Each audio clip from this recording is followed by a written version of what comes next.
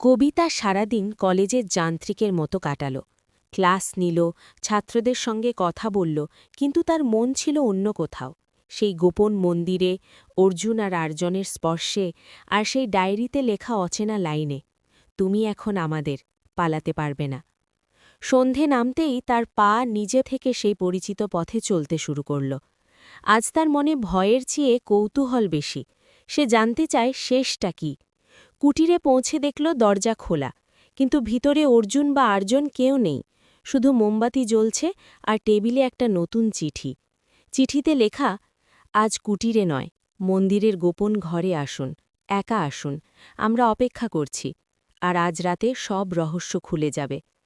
কবিতা এক মুহূর্ত দ্বিধা করল, তারপর জঙ্গলের গভীরে এগোল। চাঁদের আলোয় পথ চেনা যাচ্ছে।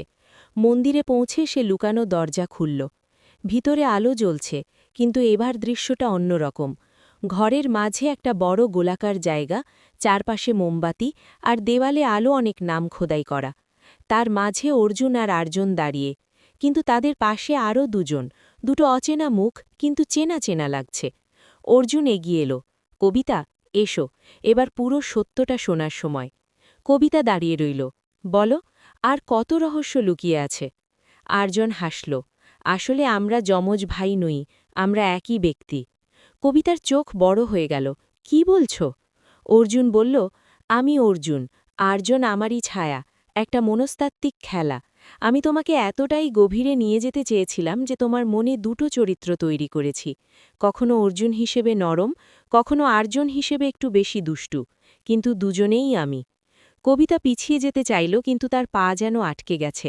কেন, কেন এমন করলে? অর্জুন কাছে এলো, তার চোখে এবার আর দুষ্টুমি নেই, শুধু গভীর ভালোবাসা। কারণ তুমি একা থাকার জন্য জন্মাওনি, তুমি প্রেমের জন্য জন্মেছ। রাহুল সত্যিই মারা গেছে, কিন্তু তার মৃত্যুর আগে সে আমাকে বলেছিল, কবিতার হৃদয় এতটাই ভেঙে গেছে যে সাধারণ প্রেমে আর ফিরবে না। তাকে গভীর একটা রহস্যের মধ্যে টেনে নিয়ে যেতে হবে, তাকে আবার জাগিয়ে তুলতে হবে। আমি সেই তার শেষ ইচ্ছা পূরণ করছি। কিন্তু সে থামল, তার গলায় কাঁপুনি।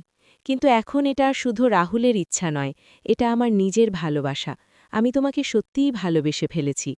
কবিতার চোখে জল এলো, সে চিৎকার করে উঠল, তুমি আমার সঙ্গে খেলা করেছ, আমার অনুভূতি নিয়ে?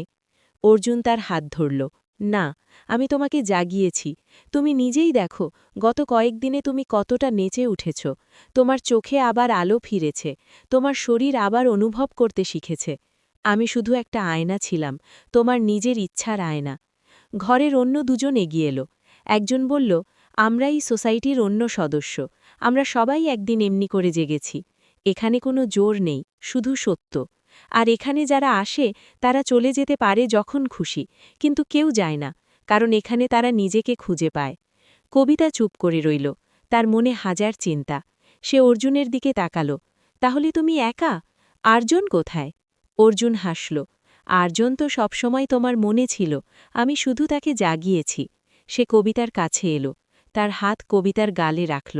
এখন তুমি ঠিক করো, তুমি চলে যেতে পারো, আমি তোমাকে আর কখনো বিরক্ত করব না। অথবা তুমি থেকে যেতে পারো, আমার সঙ্গে, সত্যিকারের প্রেমে, কোনো রহস্য ছাড়া। ঘর নিস্তব্ধ, শুধু মোমবাতির শিখা কাঁপছে। কবিতা চোখ বন্ধ করল। তার মনে গত কয়েকদিনের সব মুহূর্ত ঘুরে গেল। সেই প্রথম স্পর্শ, গোপন রাত, দুই ছায়ার মধ্যে হারিয়ে যাওয়া। সে বুঝল, অর্জুন ঠিক বলেছে, সে আবার বেঁচে উঠেছে, তার হৃদয় আবার ধুকপুক করছে।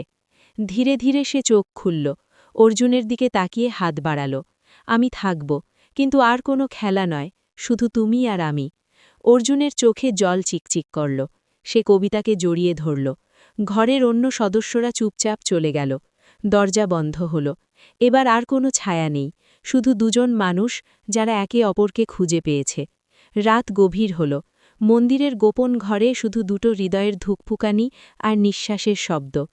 কবিতা প্রথমবার অনুভব করল সত্যিকারের মুক্তি। তার অতীতের ক্ষত সারতে শুরু করেছে।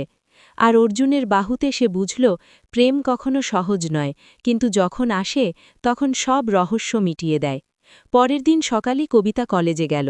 তার চোখে নতুন আলো। ছাত্রছাত্রীরা লক্ষ্য করল, ম্যাম আজ অন্যরকম। হাসিটা বেশি স্বাভাবিক, আর তার পাশে নতুন এক গেস্ট লেকচারার, অর্জুন। কিন্তু এবার আর কোনো গোপন নোট নেই, শুধু দুজনের চোখে চোখে কথা। কবিতা তার ডায়েরির শেষ পাতায় লিখল, আমি ভেবেছিলাম প্রেম আমার জন্য নয়, কিন্তু প্রেম এসেছে রহস্যের মোড়কে। আর আজ আমি জানি, কখনো কখনো হৃদয়ে ভাঙতে হয় নতুন করে গড়ার জন্য। সেই গোপন মন্দির আজও আছে জঙ্গলের মাঝে, কিন্তু কবিতা আর যায় না, কারণ তার আর রহস্যের দরকার নেই। তার কাছে এখন সত্যিকারের প্রেম আছে, যা কোনো ছায়া ছাড়াই পূর্ণ। সমাপ্ত।